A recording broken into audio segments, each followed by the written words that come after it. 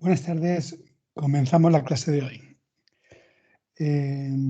Nos habíamos quedado viendo el comienzo del Layer 3 del estándar MP1 y comentando el diagrama de bloques que nos sirve para ver que el sistema de codificación que emplea este layer, que es el mejor de los tres,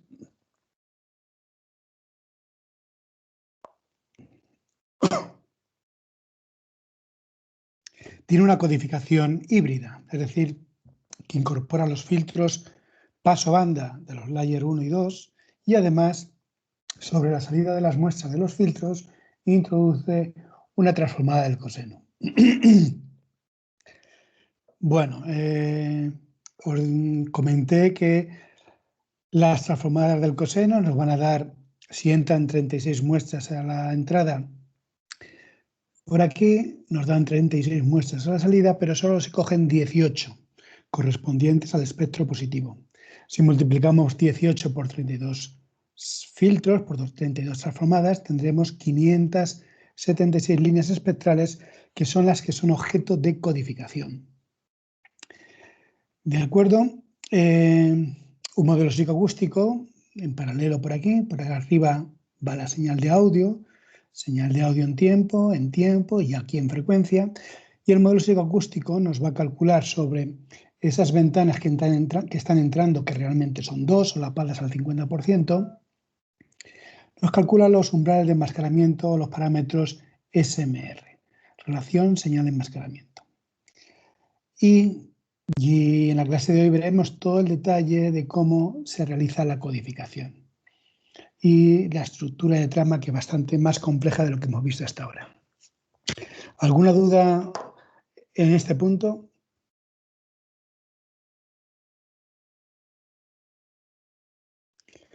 Bueno, pues continuemos.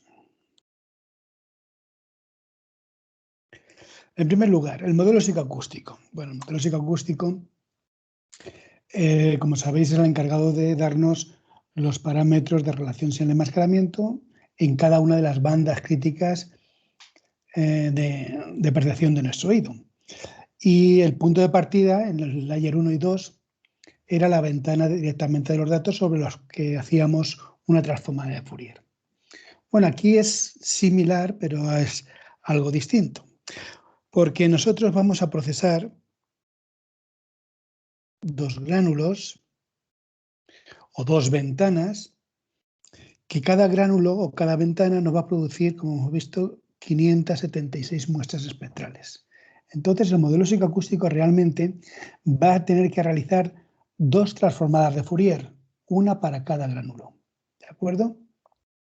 Entonces, tendremos una ventana, para cada ventana tendremos una FFT de 1024 puntos, que es la estimación espectral que nos permitirá calcular los umbrales de enmascaramiento, las relaciones SMR, pero si os acordáis en la primera clase que vimos del tema, uno de los gran problemas que tienen los sistemas de codificación es, digamos, la forma de evitar o de enmascarar los preecos. Los preecos son aquellas réplicas que se producen cuando nos aparece un sobreimpulso. Por ejemplo, un golpe de batería que equivale a una transformada, a una delta de Dirac, y una delta de Dirac pues tiene una respuesta en frecuencia plana. Es decir, que el codificador no tiene capacidad de discernir cuál es lo importante, porque todas las bandas son importantes. Entonces, la única estrategia que tienen los codificadores es enmascarar estos ruidos, estas réplicas. Y eso lo hace acortando la ventana. Entonces, una ventana larga de 1152 muestras, es decir, cada ventana va a tener, como dijimos,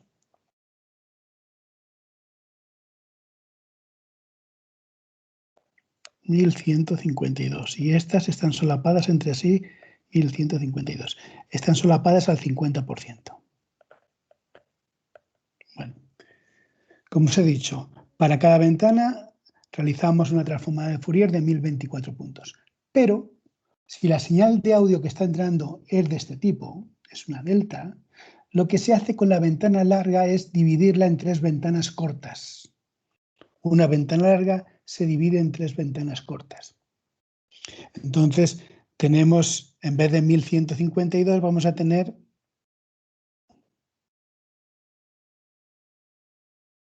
un tercio de eso. Pues, ¿cuánto era? 300, eso es 384 muestras por 3.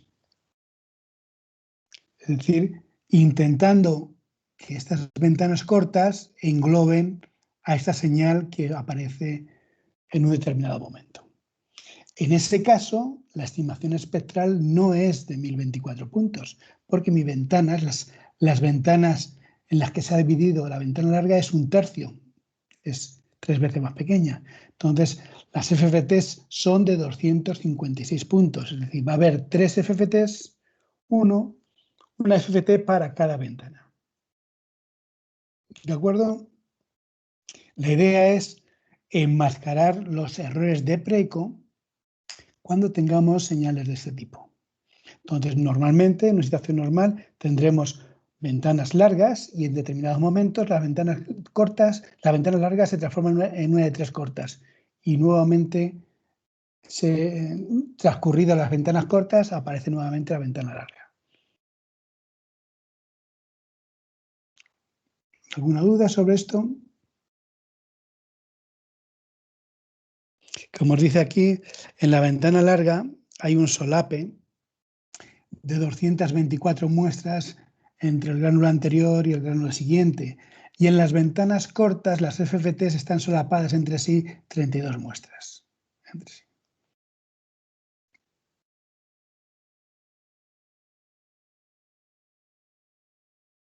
Vale.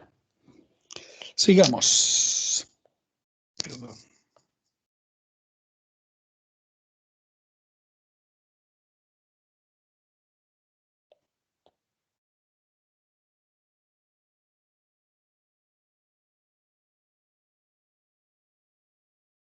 Entonces, una vez obtenido las líneas espectrales de las transformadas discretas del coseno, pues esas líneas las vamos a agrupar en bandas, algo parecido a bandas críticas.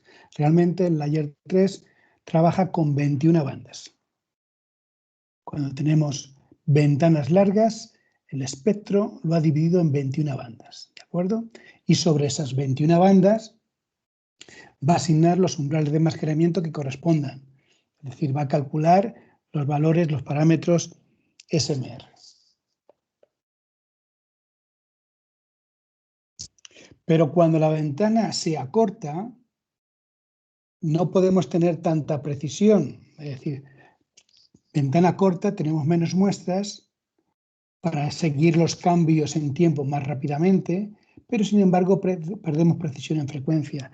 Y tenemos, en vez de 21 bandas, tenemos 12 bandas en las que se divide nuestro espectro. Perdemos resolución en frecuencia. Ganamos resolución en tiempo al ir siguiendo la señal, pero la perdemos en frecuencia. Y en una ventana larga, al revés. Como la señal de audio se supone que no ha variado mucho, podemos tener gran resolución en frecuencia y por eso tenemos 21 bandas. Entonces, como os decía, las muestras espectrales hay que calcular lo que vimos en el primer día de clase y que hicisteis un ejercicio, el índice de tonalidad. Es decir, si en una determinada banda lo que predomina es una componente periódica, es una componente aleatoria, porque en función de ese índice, el paraguas de enmascaramiento va a ser distinto. Entonces, esto se hace banda por banda. Se calcula ese índice de tonalidad y calculamos los umbrales en función del propio nivel de las muestras y del umbral de enmascaramiento que existe sin señal. ¿De acuerdo? Esa es la idea del modelo psicoacústico del Layer 3.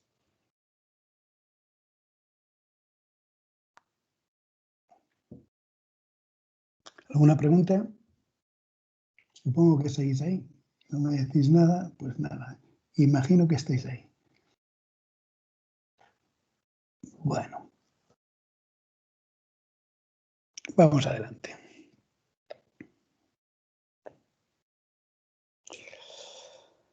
Detalles del filtrado híbrido. Bueno, pues básicamente, como ya lo hemos visto en el diagrama de bloques, solo hay que poner números. Sí, ya veo que estáis. Gracias por el feedback. Vamos a ver detalles del filtrado híbrido. Bueno, tenemos igual que siempre, que en el layer 1 y 2, 32 filtros. Esos 32 filtros tienen un ancho de banda de 750 Hz para el caso de que la frecuencia de muestreo, como siempre, sea de 48K. ¿De acuerdo?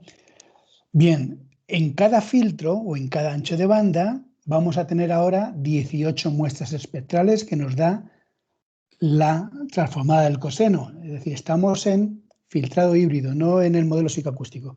El modelo psicoacústico ya ha calculado, por otro lado, los umbrales. Ahora estamos siguiendo la transformación que sigue la señal para ser codificada. Entonces, una vez que la señal en tiempo ha sido filtrada, paso banda, sobre esa señal filtrada se realiza transformada del coseno de 36 puntos, lo cual indica que solo hay 18 componentes espectrales que nos interesen en el espectro positivo. Pues si dividimos 750 Hz entre 18 componentes espectrales, la resolución que vamos a tener por muestra es de algo más de 41 Hz. Es decir, una muy buena resolución en frecuencia sobre la señal que queremos codificar, aunque lo que estamos codificando ahora son muestras espectrales. Esto sucede en ventana larga. Si la ventana se acorta, pues perdemos resolución en frecuencia y entonces tenemos 12 muestras de cada filtro, que se le hace una transformada del coseno, tenemos 12 puntos, 12 otras muestras espectrales, pero efectivas solo son la mitad. Entonces, si dividimos los 750 Hz entre 6, pues nos sale 125 Hz de resolución espectral.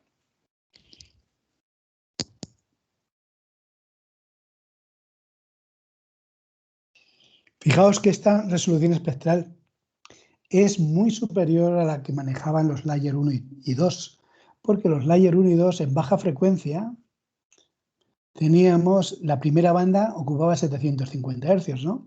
Pero en esa banda teníamos hasta 6 bandas BARC, con distintos umbrales de enmascaramiento, pero que no podíamos actuar sobre ellos porque todas las muestras estaban englobadas en la misma banda. Y ahora, sin embargo, al tener muestras independientes de hasta 41 Hz de separación, podemos decidir, el codificador puede decidir con qué resolución se codifica cada muestra espectral o, en el mejor de los casos, si es posible eliminarla.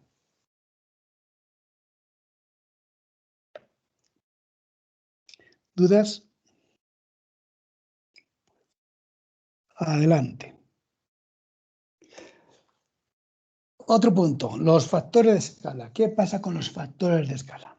Vale, entonces, nos han llegado las muestras espectrales, las 576 muestras espectrales, sobre las que tenemos que empezar a codificar. Y al igual que hemos visto y habéis hecho el ejercicio correspondiente, necesitamos, digamos, escalar las muestras, necesitamos calcular sus factores de escala. Los factores de escala van a ser comunes, comunes, en primer lugar, van a ser, digamos, por bandas. ¿Por bandas qué bandas? Las propias del codificador. Es decir, si estamos en ventana larga, tendremos 21 factores de escala y si estamos en ventanas cortas, solo 12 factores de escala. Es decir, que van a ser por bandas. Y de la precisión que pueden... Perdón un momento. Vale, ya está silenciado. Y la resolución que tienen estos factores de escala es de hasta 4 bits. Es decir, que tiene una resolución hasta 16 bits. Es decir, son códigos de 4 bits que nos permiten tener una resolución de cada factor de escala muy precisa. ¿De acuerdo? Entonces, son factores de escala por bandas.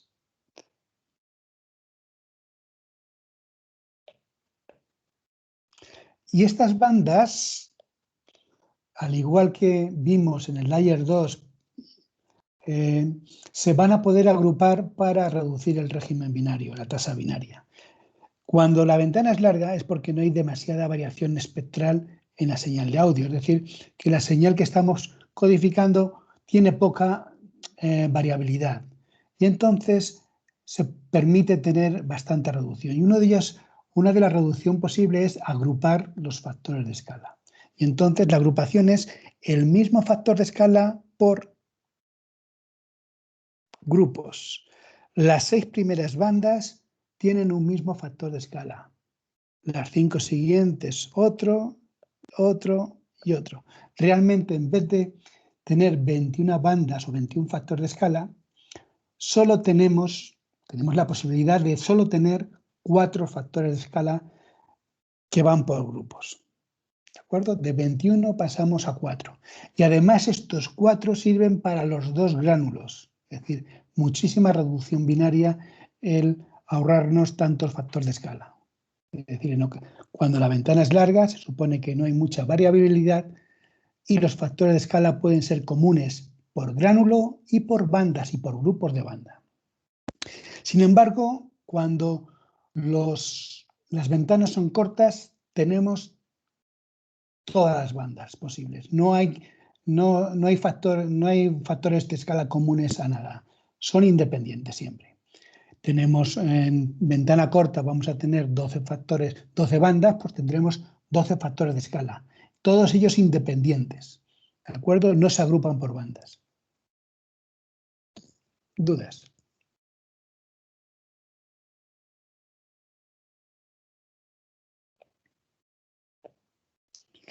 Pues sigamos. Entonces, los factores de escala son los que nos van a permitir ajustar el nivel de esas muestras, las que vamos a codificar, antes de cuantificarlas. ¿De acuerdo? En el ejercicio que habéis hecho esta semana y que hice yo una pequeña demo el día pasado, primero escalábamos las muestras en tiempo, no en frecuencia, como vamos a hacer ahora, escalábamos las muestras en tiempo y después dividíamos por el escalón de cuantificación para obtener el código ya, el nuevo código de la muestra, ¿de acuerdo?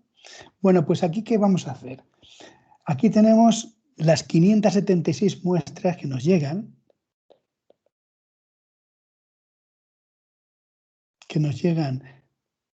en cada gránulo, es decir, nos vienen 2 veces 2 grupos de 576 muestras y lo que hacemos es dividirla en regiones.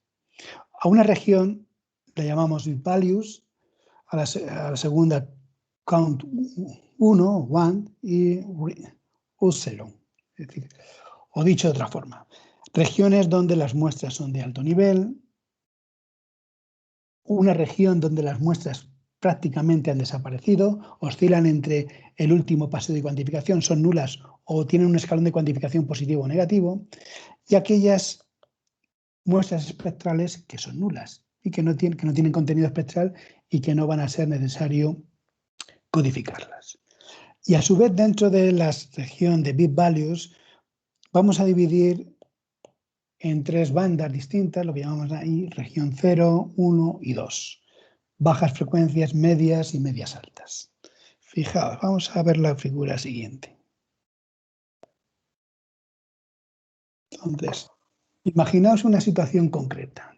Me ha llegado la ventana larga, la ha filtrado, he hecho sus 32 transformadas del coseno, tengo sus 576 muestras espectrales y las dispongo gráficamente en esa región. Bueno, estadísticamente hablando, siempre las muestras espectrales van a tener siempre mayor nivel en bajas frecuencias y va a ser este nivel, va a descender conforme aumentemos en frecuencia. Digamos, en promedio, estadísticamente hablando. No quita de que en cualquier momento tú puedas tener una componente alta en una determinada muestra. Pero en promedio tenemos ese comportamiento de nivel espectral. Entonces, la idea es, bueno, va a haber también muchas muestras que van a ser nulas. Fijaos, imaginad que estamos muestreando a 48 kHz. Bueno, pues a lo mejor hay señales que a partir de los 15 kilohercios la señal es nula. Pues desde 15 kilohercios hasta 24 kilohercios, que es la máxima representación espectral que podamos tener, pues todas esas muestras serán nulas. Y imaginaos también, de 10 a 15 kilohercios puede ser que haya fragmentos de audio donde la señal sea prácticamente nula. Bueno, pues estas muestras serán casi nulas, no nulas, casi nulas. Bueno, pues estas muestras se van a codificar con tablas Hodgman. Una codificación sin pérdidas. Se agrupan de dos en dos las muestras de mayor nivel, las bit values se van a agrupar por parejas y cada pareja, a través de una tabla de codificación, va a dar lugar a un nuevo código, ¿de acuerdo? Que es un código, esta tabla de conversión no va a tener ningún tipo de pérdidas y nos permite ahorrar información binaria. Entonces, va a haber hasta 32 tablas distintas, Hodgman, para los valores altos, los big values. Para las muestras que son casi nulas, se van a codificar de 4 en 4, en cuartetos. Y a través de dos tablas Hodgman distintas de las anteriores, vamos a hacer una nueva codificación de esas muestras. Y todo eso nos permite ahorrar una cantidad inmensa de bits para que la codificación sea lo más eficiente posible. ¿Dudas?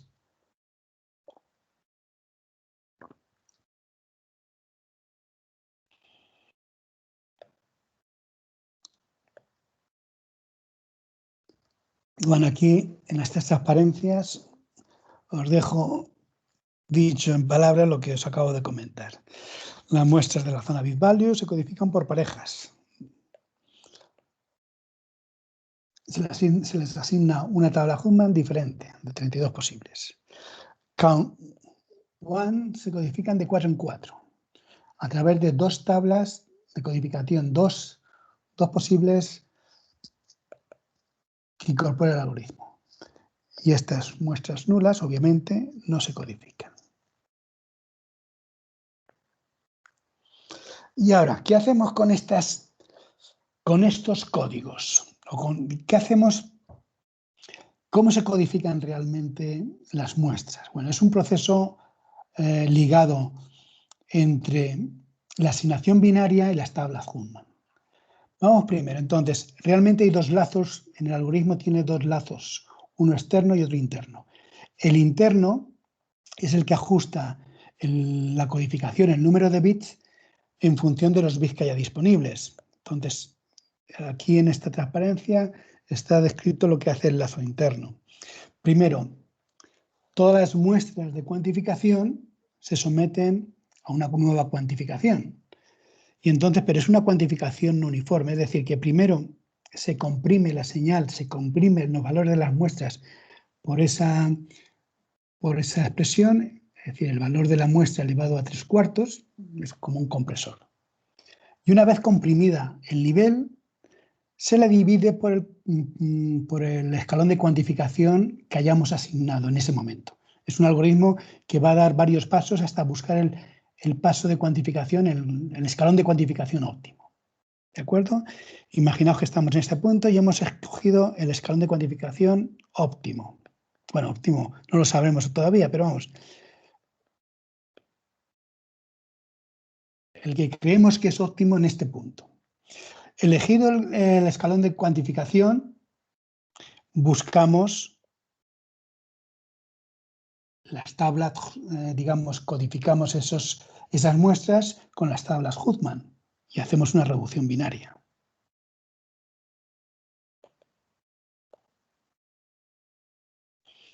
Y entonces sabemos cuántos bits hemos gastado.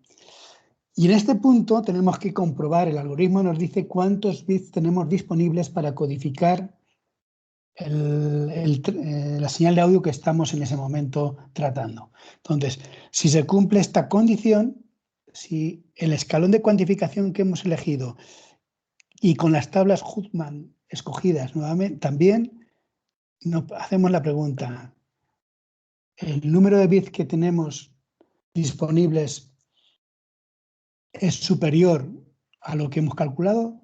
Si es superior, digamos, este lazo, digamos, pasamos de él, porque hemos cumplido el criterio, y nos vamos al lazo principal. Y el lazo principal lo que nos dice, lo fundamental, con el escalón de cuantificación que has escogido anteriormente, se cumple esta relación, que la relación señal-ruido sea mayor que la relación señal-enmascaramiento. Dicho en otras palabras, el ruido de cuantificación que has introducido con el escalón, ¿superas el umbral de enmascaramiento en alguna de las bandas? Si no se cumple este criterio, hay que volver al lazo interior, hay que volver a lo que hemos hecho anteriormente, pero antes de hacerlo, volvemos a reajustar los factores de escala de las muestras y vuelta a empezar. Así hasta que se cumple la condición. Y cuando se cumple la condición podemos asegurar que la codificación tiene una calidad transparente.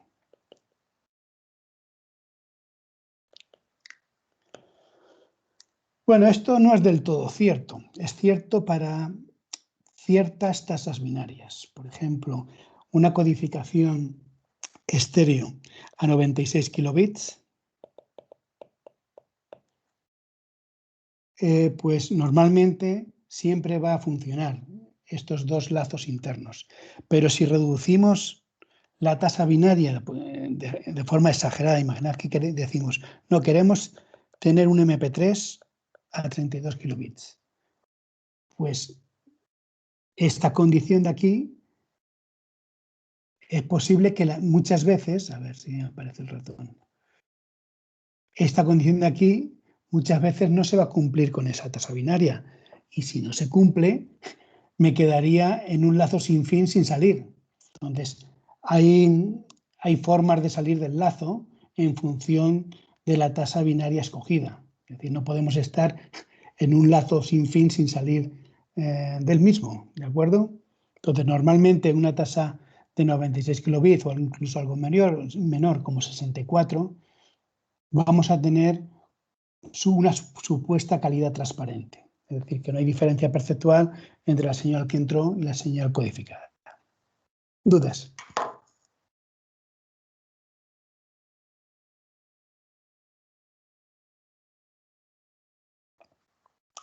Pues sigamos. Bueno.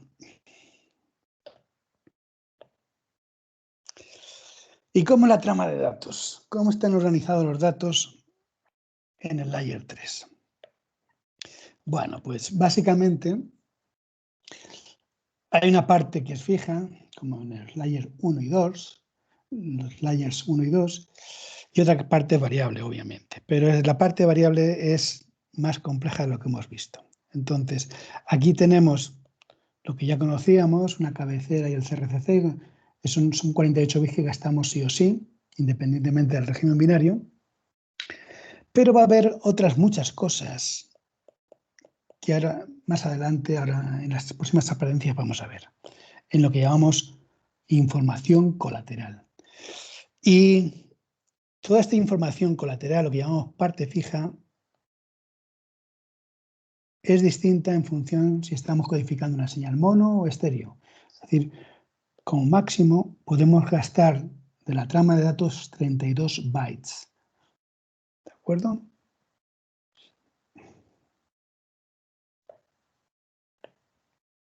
Y en la parte variable. Bueno, en la parte variable, imaginaos todo lo que acabamos de decir en las transparencias anteriores, no lo digo bien, transparencias anteriores, y son información que tenemos que ir metiendo en la trama de datos.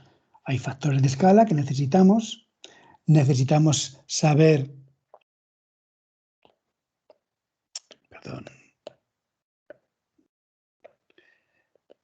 necesitamos saber qué tablas Huffman han sido utilizadas para decodificar los datos, ¿de acuerdo? Y lo más importante de este sistema de codificación Layer 3, los datos de audio de una trama no necesariamente y repito, no necesariamente están en esa trama. Este sistema de codificación es bastante eficiente y lo que va a hacer es, como una hucha, va a tener una hucha de reserva donde vamos a ir, digamos, almacenando capacidad de bits para utilizar en situaciones difíciles. ¿Qué es una situación difícil? Cuando me llega un transitorio, yo necesito muchos bits para codificar ese transitorio. Entonces, en esos puntos, en esos casos, necesito comerme, entre comillas, mis propios datos de la trama que estoy utilizando y los de las tramas anteriores, todos los que pueda, para intentar conseguir siempre la calidad transparente. Entonces, dicho de otra forma, los datos de una trama no pertenecen exclusivamente a esa trama. Pueden estar dedicados a tramas siguientes. ¿De acuerdo? Lo que aparece ahí. Datos de audio en tramas contiguas. Mejor que en tramas contiguas, en tramas siguientes. Si tú con menos bit consigues la calidad transparente, pues esos mínimo número de bits es lo que metes en tu trama y dejas un espacio para las tramas siguientes que puedan necesitar más bits. Es como un zurrón donde vamos almacenando capacidad binaria.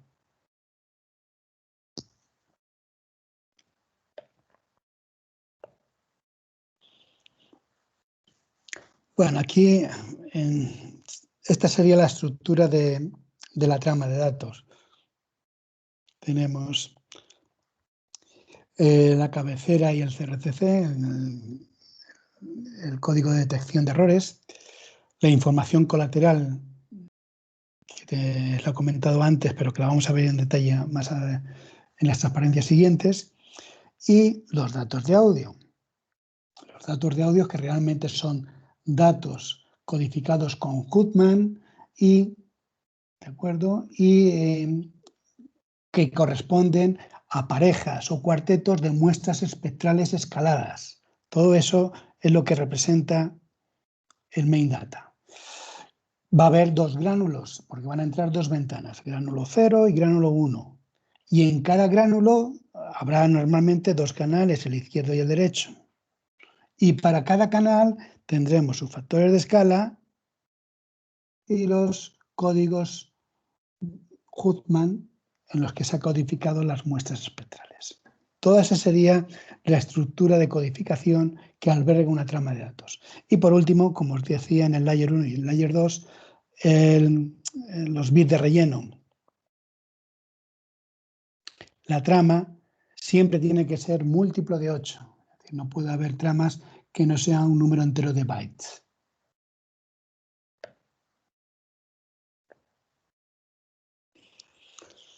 Fijaos, aquí tenéis lo que os comentaba antes. Vamos a ver. A ver si tenemos una trama, otra trama, la trama 1, la trama 2, la trama 3 y la trama 4. Vamos a ver. Entonces, la trama 1, lo que está en amarillo. Bueno, la trama 1 tiene una información de audio que tiene que codificar y que ha codificado, pero una de la información que alberga este campo, SiteInfo, la información colateral, es el inicio donde deben estar los datos de audio. Y le dice que ese inicio está anterior al comienzo de la trama. Es decir, que la trama esta que hay aquí ha dejado un espacio para meter los datos de la trama siguiente. Bueno, pues esos datos los utiliza y se come parte de la suya. ¿De acuerdo? Y tiene todo este espacio libre. Trama 2. Sus datos de audio son muy cortos. Es decir, su señal es tan simple que solo necesita esto de aquí. Es decir, que los datos de audio de esta trama están realmente en la trama anterior, en lo que es en azul. ¿De acuerdo? Nos vamos a la trama 3. Y en la trama 3 imaginamos que nos ha venido un sobreimpulso. Y esto sí que necesita datos, muchos datos binarios para almacenar esta información. ¿Y qué hace esta trama? Se come los datos de 2 tramas atrás, los de la trama anterior y los suyos propios. Es decir, que para codificar los datos de la trama 3 va a necesitar 2 tramas anteriores en una situación como esta. Normalmente aquí habría habido 3 ventanas cortas, una ventana larga, 3 ventanas cortas para, digamos, enmascarar el ruido de cuantificación que provoca una señal de este tipo.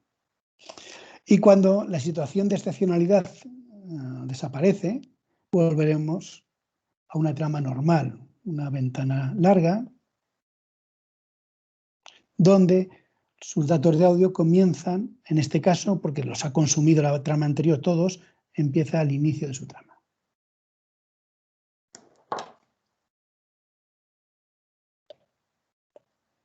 Fijaos, aquí en esta gráfica podéis ver el comportamiento de las ventanas.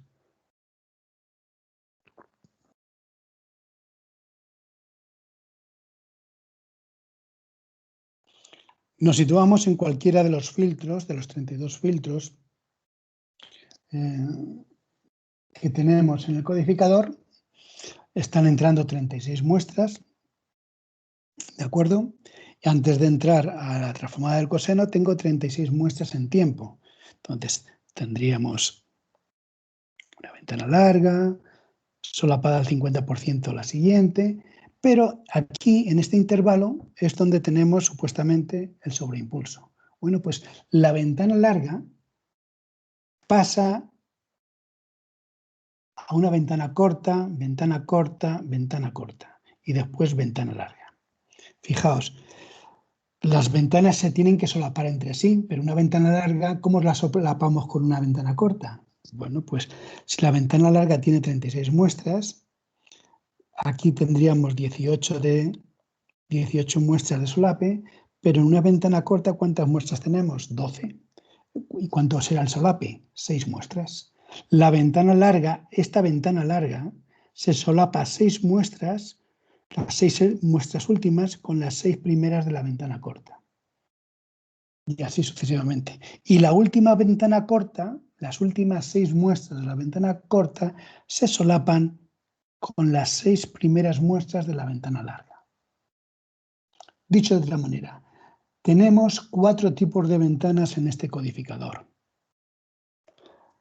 La ventana larga normal, que serían estas.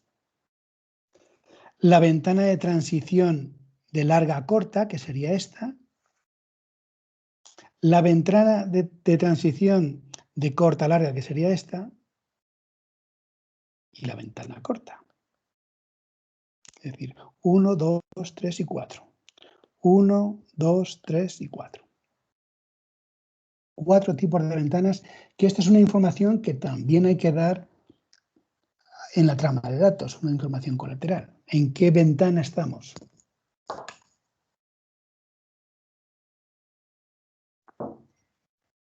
¿Dudas?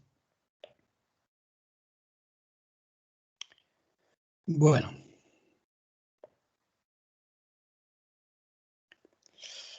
Bueno, pues entonces, la información colateral. ¿Qué información lleva? Bueno, la información colateral de la trama, lo primero que lleva es el puntero de inicio, el main data begin. Es decir, dónde exactamente comienzan las muestras de audio de la trama en cuestión. Y es un offset siempre negativo, hacia atrás, nunca hacia adelante. Entonces, como un valor más alto será 0, es decir, que empiezan en su propia trama. Y puede ser negativo hasta un valor 2 elevado a 9 menos 1. Los 5 bits siguientes no se codifican y los 4 siguientes nos dicen si estando en ventana larga, los factores de escala son comunes o no. Entonces, cuando hay un 1 aquí, significa que los factores de escala son comunes a esas bandas, a las 6 primeras, a las 5 siguientes, a las 5 siguientes y a las 5 últimas, con el bit 1. Si hay un 0, los factores de escala son independientes, no son comunes a las bandas críticas. Un 1 serán comunes, un 0 no lo son. Y luego nos viene la información colateral de cada gránulo. Es decir, esto sería la estructura de la información colateral. Pero el detalle de cada gránulo la tenemos a continuación.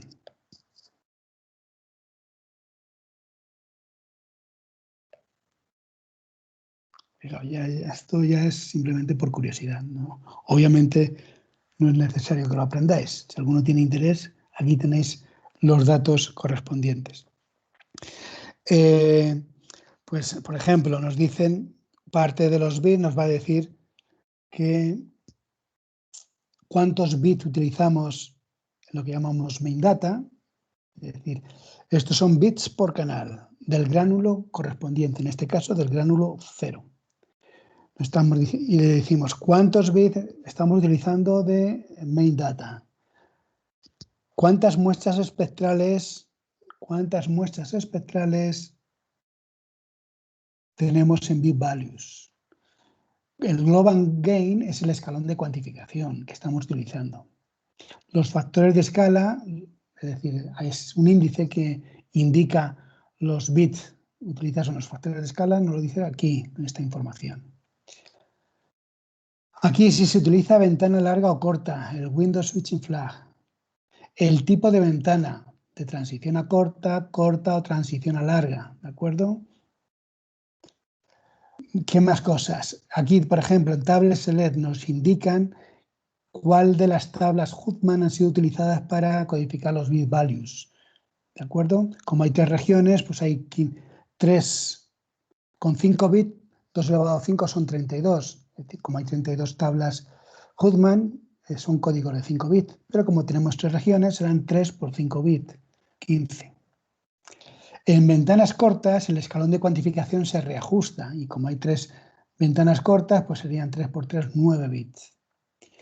¿Qué más información colateral estamos transmitiendo? Bueno, pues también estamos diciendo cuántas bandas tenemos críticas en la región 0 y en la región 1 de los bit values.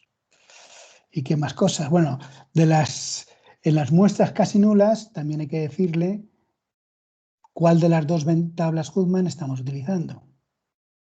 Y por último, un detalle que no he comentado, pero vamos, los factores de escala también se codifican con una cuantificación logarítmica para ahorrar aún más el número de bits asignados a los factores de escala. Todo esto sería el sistema de codificación MPEG-1 Layer 3. ¿Dudas? Bueno, ahora me entero de que me habéis hecho una pregunta y no me había dado cuenta. Dice, entonces no se puede codificar en tiempo real. Bueno, en pseudotiempo real. En pseudotiempo real. Hay que esperar al menos 2 o 3 tramas para que la información sea pseudotiempo real. Esa es la pregunta que querías decir. ¿Más dudas? Lo que sí es, por ejemplo, no es necesario tener la cabecera de una trama para estar leyendo los datos de audio. Es decir, porque los datos de audio pueden ser, digamos, de otra trama distinta.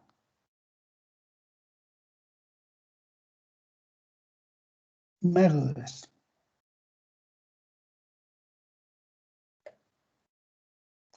Bueno, pues si no me preguntáis vosotros, os pregunto yo a vosotros. Vamos a ver.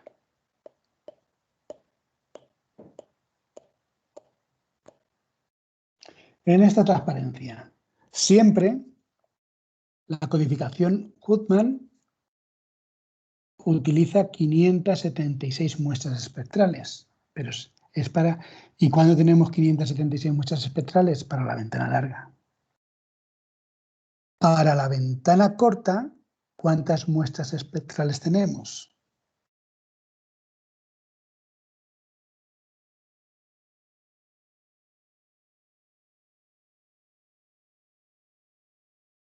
En una ventana corta, ¿cuántas muestras espectrales tenemos?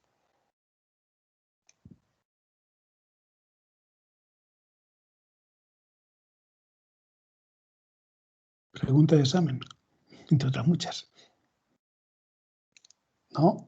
Muestras espectrales totales que entran al codificador Huttman.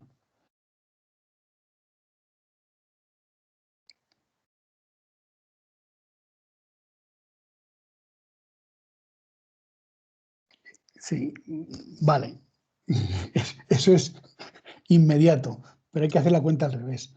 Salen 6 muestras espectrales de cada filtro, de cada banda, 6 por 32, 192.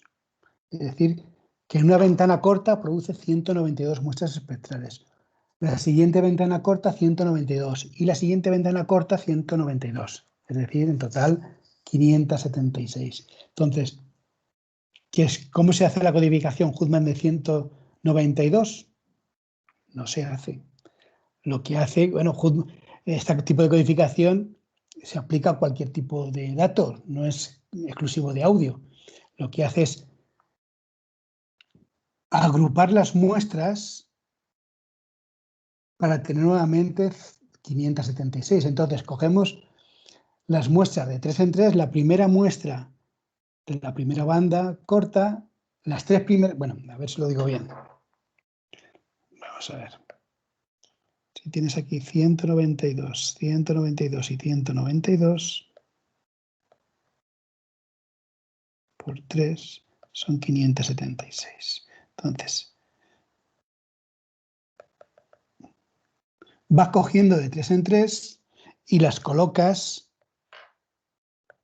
a lo largo de la frecuencia, porque se supone que las muestras primeras de cada banda tienen igual nivel, entonces hay que colocarlas para que estén con un nivel parecido. No puedes poner 192, a continuación 192 y a continuación 192, porque no sería eficiente la codificación Huttman. Lo que se hace es entrelazar las muestras de las 3 ventanas para formar las 576 muestras. ¿De acuerdo? Se cogerían primero las primeras 3 muestras, la primera de cada ventana, después las segundas de cada ventana, las terceras de cada ventana, así de 3 en 3. Y ordenaríamos así las muestras. Y esas 576 que entran corresponden a 3 ventanas realmente. No, claro que no. No. Son 576 códigos que hay que codificar, pero no, en este caso no corresponde exactamente a la frecuencia de cada muestra. Así es.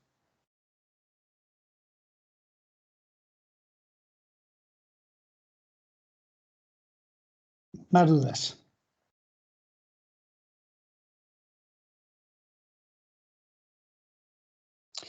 Normalmente, imaginaos, cuando se reduce la frecuencia de muestreo de 48 a 32, la reducción es drástica en layer 3, porque si 32, bueno, no, prefiero no liar con este tema, no. Olvidaos de lo que os he dicho. Fuera. Así está bien.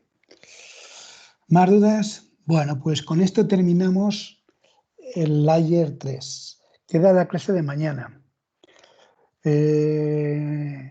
Mañana veremos MPEG 2, lo que nos dé tiempo. Yo creo que sí nos va a dar tiempo en ver todo lo más importante de MPEG 2. Y os he dejado hoy un ejercicio en Moodle, el último, de cálculo del régimen binario del layer 1. ¿De acuerdo? Cualquier duda que tengáis, pues me la comentéis por correo, pero vamos, es muy inmediato. Hay que saber la estructura de tramas del layer 1 y poco más, porque se os dan los umbrales, los niveles máximos, hay que calcular los bits necesarios por banda para tener una relación transparente y todo esto. Lo que estamos viendo, hemos visto en el layer 1. Tenéis de plazo hasta el lunes de la semana que viene, aunque no tengamos clase. La clase terminamos mañana, pero el problema tenéis hasta el lunes por la noche. Bueno, pues lo dejamos aquí. Nos vemos mañana entonces. Hasta mañana.